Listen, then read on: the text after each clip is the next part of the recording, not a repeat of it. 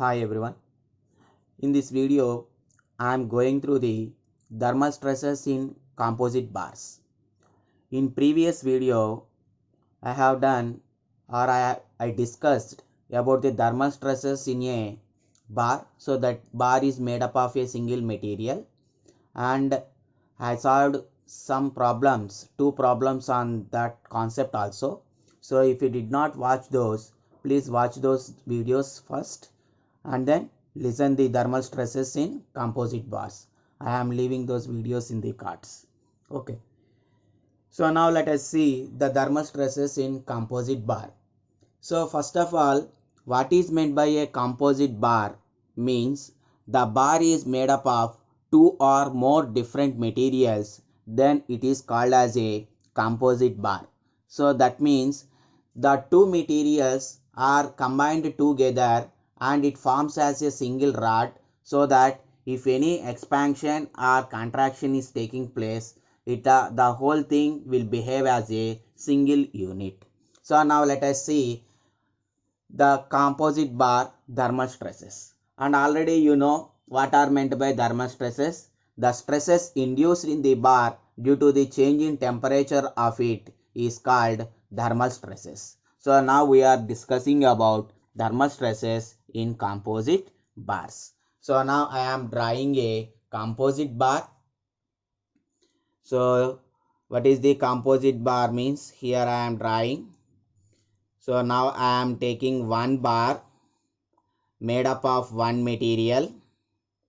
So let us say this bar is made up of brass material. This bar is made up of brass material. And now I am taking one more bar of having same length and diameter or whatever it may be. The diameter may change. Okay. So this bar is made up of steel material. This bar is made up of steel material. But these two bars are having the same length L. Okay. And these two bars are fixed at their one end.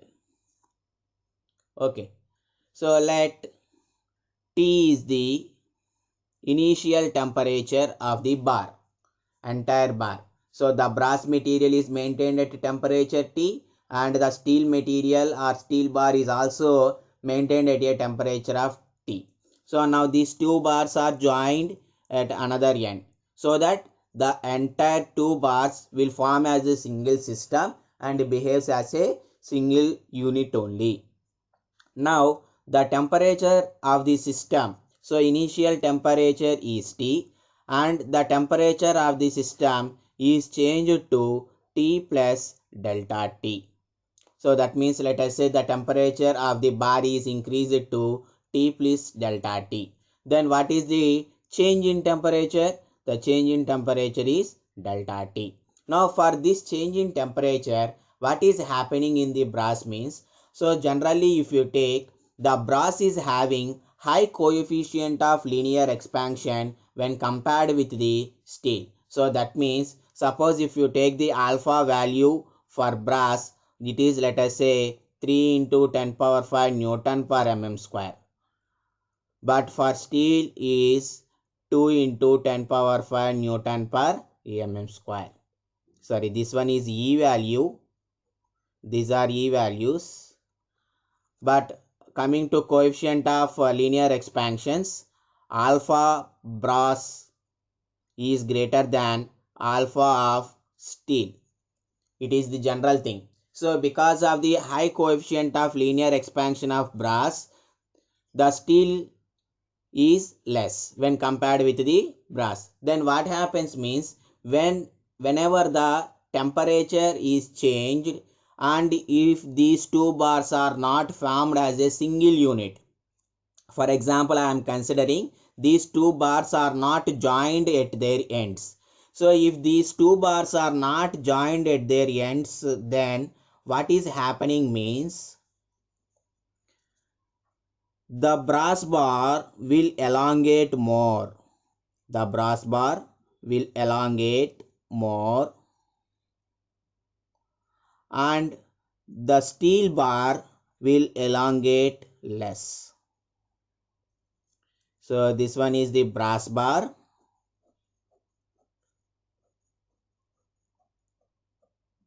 and this one is steel bar.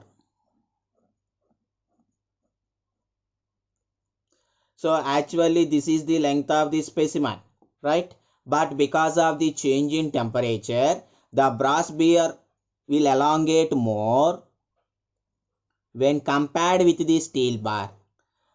So this one is steel bar. The steel bar will also elongate, but the brass bar will elongate more. Why? Because means the coefficient of linear expansion for brass is more than the steel.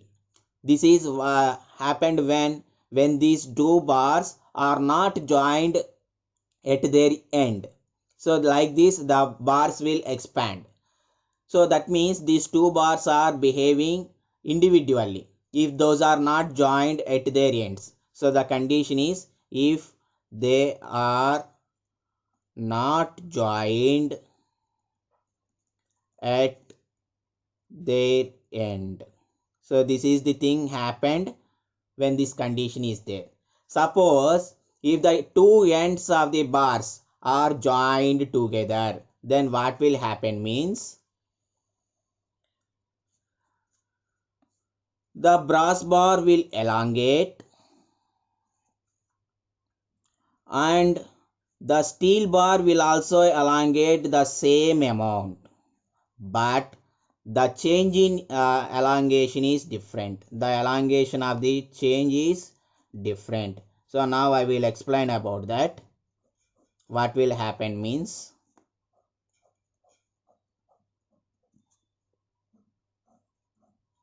so the top one is brass bar and the bottom one is steel bar.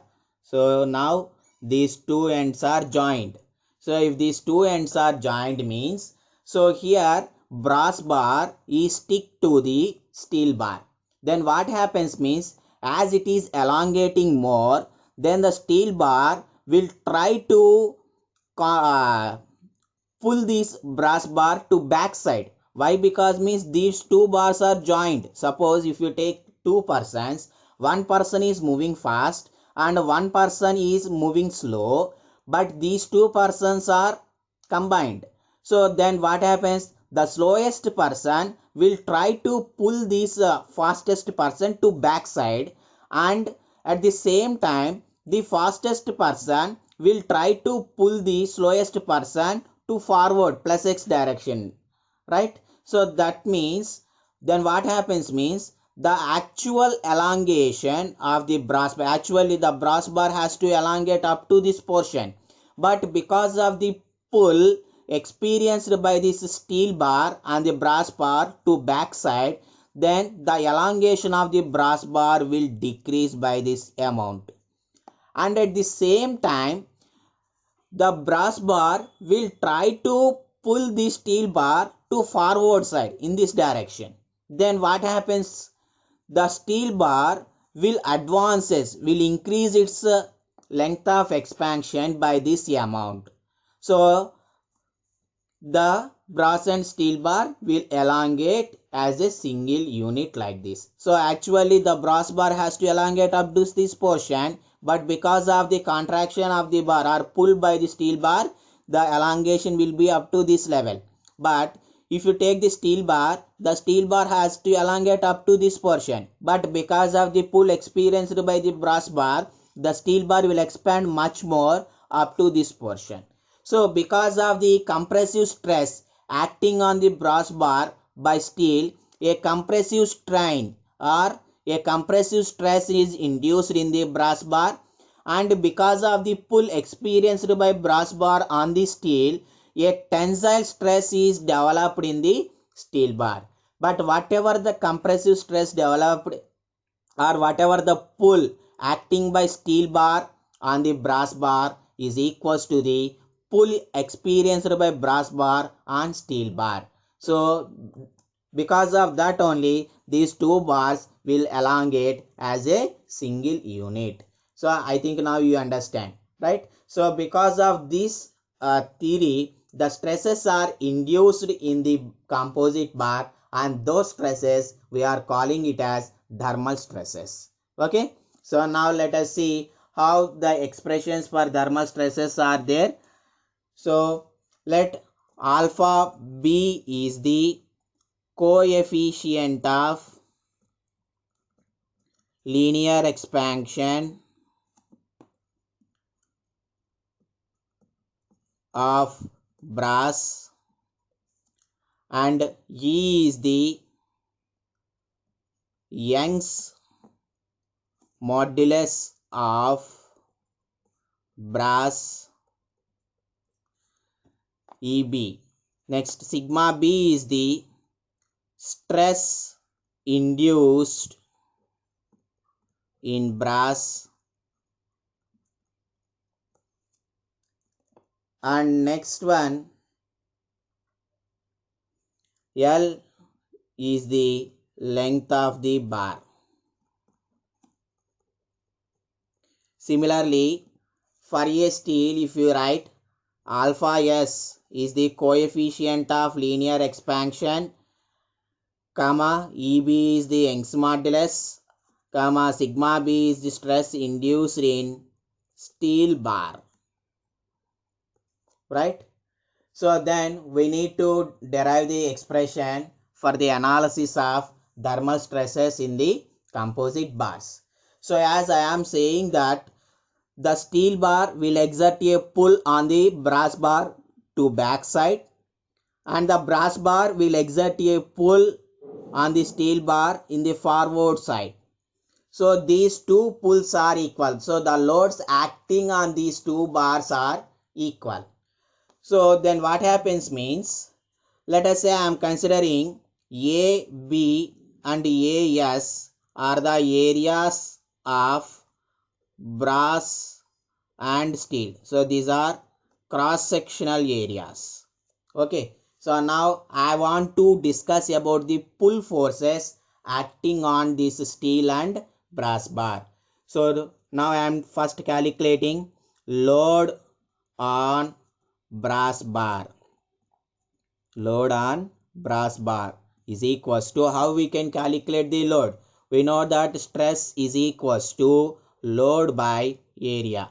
Now I require load. Load is equals to stress into area. So now write the same thing. Load on the brass bar or pull acting on the brass bar is equals to sigma B into AB. Next, similarly, the load on steel bar is equals to sigma S into AS. But what I am saying, those two pulls are equal.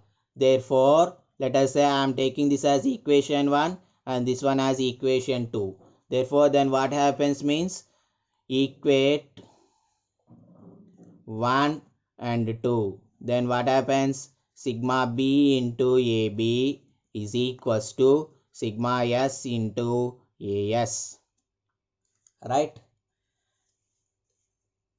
Next, I want to calculate the how much amount of length of increased by brass bar and steel bar, right? Because of the change in temperature. Now I want to calculate those things. First I am going to calculate actual expansion of brass bar. Actual expansion of brass bar is equals to, so the first one is brass bar, I am taking that one. Actual expansion of brass bar equals to free expansion of brass bar, free expansion of brass bar. So why this free expansion is happening? Because of the change in temperature of the brass bar will start elongating because of change in temperature. So what is the change in temperature? Delta T is the change in temperature, already we discussed. So because of this change in temperature, this free expansion will happen. Next, so actually the brass bar has to expand up to this portion, but what is happening? this much amount of length is decreased because of the pull exerted by the steel. So that means it is creating a compressive stress on the brass bar. So what is the thing we need to write? The length is decreased. So minus compressive stress or contraction minus contraction due to compressive stress. So then calculate. So the free expansion of the brass bar. Free expansion of the brass bar is equals to, we know that, alpha into delta T. The change in temperature is delta T into L, the length of the bar, minus contraction due to compressive stress. So what is the contraction? What is the change in length? So we know that Young's modulus is equals to stress by strain. So this is due to the compressive stress in the brass bar. So sigma B. So now epsilon is equals to sigma B by E. And what is epsilon? Change in length by original length, delta L. So sigma B by E. Now I want the changing length. So delta L is equals to sigma B by E into L. Right? So now write the same thing, minus sigma B by E of B into L. So this one is the actual expansion of brass bar. So now similarly calculate the actual expansion of steel bar is equals to free expansion of steel bar plus. So why I am writing plus means, so the actually the steel bar has to elongate up to this portion, but because of the tensile force applied by the brass bar on steel, this much amount of length is increased due to the tensile stress. So we need to add that one also. Okay, so then write that one, expansion due to tensile stress.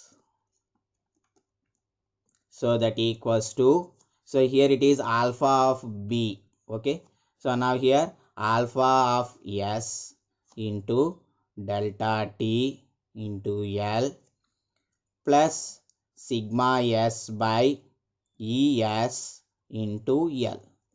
But whenever the composite bar is there, the total two bars will behave as a single unit.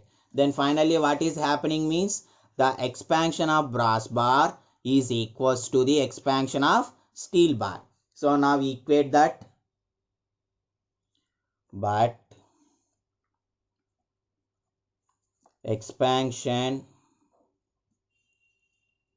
of brass bar is equals to expansion of steel bar.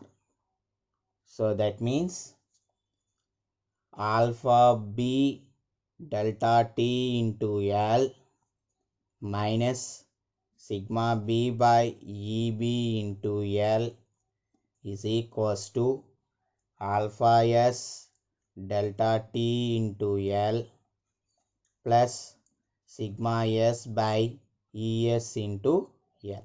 So this is one expression because of the expansions, and this one is one more expression as the pulls are same or the loads acting on the bars are same. So by using those expressions, we are going to solve our problems on composite bars when thermal stresses are induced. So if you again simplify that, so if you observe in 4 terms L is common, so you can strike off that L, then what happens means alpha b into delta t minus sigma b by EB is equals to alpha s into delta t plus sigma s by ES. So this is the expression used, right?